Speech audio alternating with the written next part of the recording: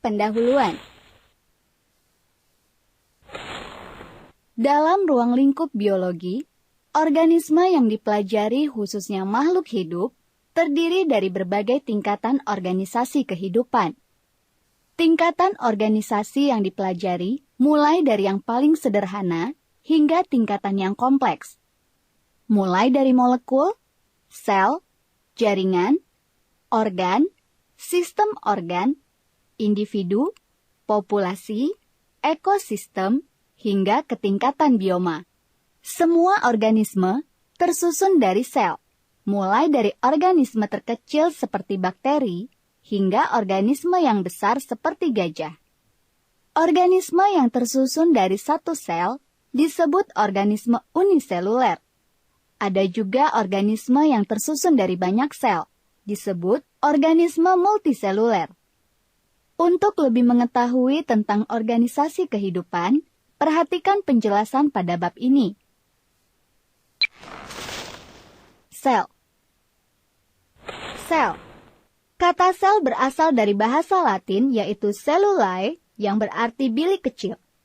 Istilah ini diberikan oleh Robert Hooke, seorang ahli fisika matematika dari Inggris pada tahun 1665.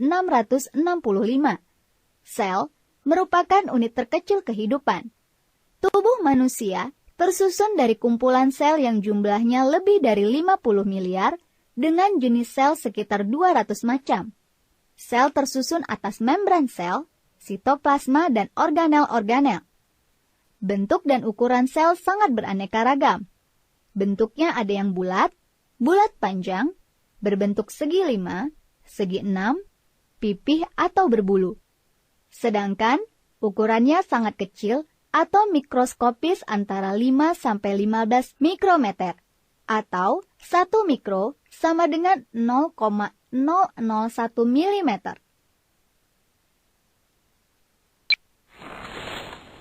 Membran sel. Membran sel atau membran plasma merupakan batas antara bagian luar dan dalam sel, berfungsi sebagai pengatur keluar masuknya zat dan pelindung sitoplasma. Membran plasma, baik pada sel tumbuhan maupun pada sel hewan, disusun oleh karbohidrat, lemak atau lipid, dan protein. Membran sel bersifat semi-permeable, artinya hanya dapat dilalui oleh air dan zat-zat tertentu, misalnya cairan, gas, atau zat terlarut secara osmosis dan difusi. Pada sel tumbuhan, membran sel dilindungi oleh dinding sel yang terbuat dari selulosa. Selulosa tergolong karbohidrat yang sulit dicerna. Kayu, kertas, kapas, dan kulit kayu mengandung selulosa. Dinding sel ini berfungsi untuk melindungi sel dan memberi bentuk sel yang tetap dan kaku. Sitoplasma. Sitoplasma adalah cairan yang mengisi ruang antara membran sel dan inti sel. Sitoplasma mengandung berbagai macam zat. Zat-zat ini berbentuk koloid. Koloid merupakan suatu bentuk campuran dua atau lebih zat yang bersifat homogen, namun memiliki ukuran partikel terdispersi yang cukup besar, antara 1-100 nanometer. Bersifat homogen berarti partikel terdispersi tidak dipengaruhi oleh gaya gravitasi atau gaya lain yang dikenakan padanya. Sifat homogen ini juga dimiliki oleh larutan, namun tidak dimiliki oleh campuran biasa atau suspensi. Di dalam sitoplasma, terdapat struktur-struktur atau benda-benda khusus yang disebut organel dan vakuola atau rongga sel. Organel yang terdapat dalam sitoplasma diantaranya ribosom, retikulum endoplasma atau RE, badan Golgi, plastida, lisosom, mitokondria, dan vakuola. Ribosom merupakan suatu partikel yang berbentuk bulat, berfungsi sebagai tempat pembentukan protein. Ribosom ada yang menempel pada membran RE, ada pula yang bebas di sitoplasma. Retikulum endoplasma atau RE merupakan sistem membran yang menghubungkan membran inti dengan membran sel. Fungsi Re untuk menyusun dan menyalurkan zat-zat ke bagian-bagian sel. Retikulum endoplasma dapat dibedakan menjadi retikulum endoplasma halus dan retikulum endoplasma kasar. Pada retikulum endoplasma kasar, terdapat ribosom sehingga tampak berbintil-bintil. Badan Golgi bentuknya seperti kantong yang dibungkus membran.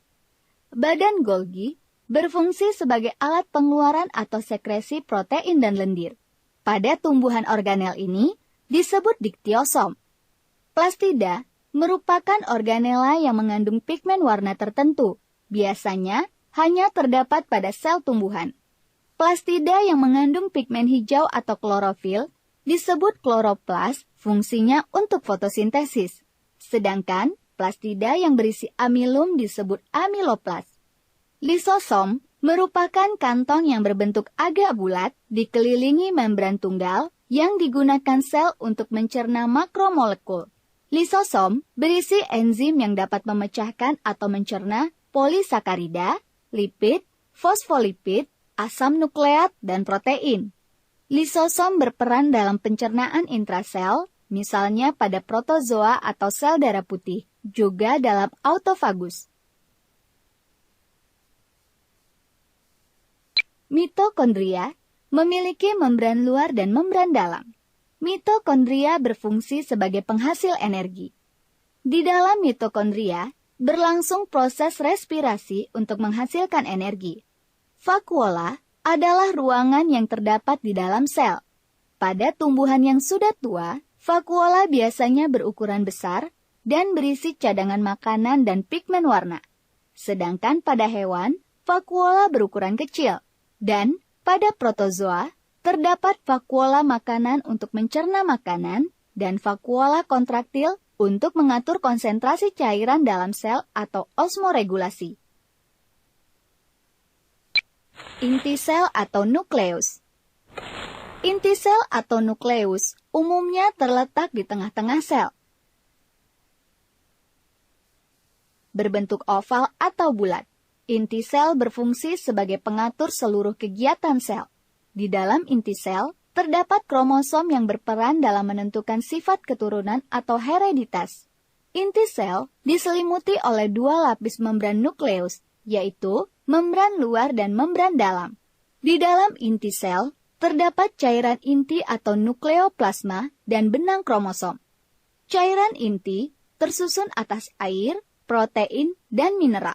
Kromosom merupakan pembawa sifat menurun yang tersusun dari benang-benang kromatin.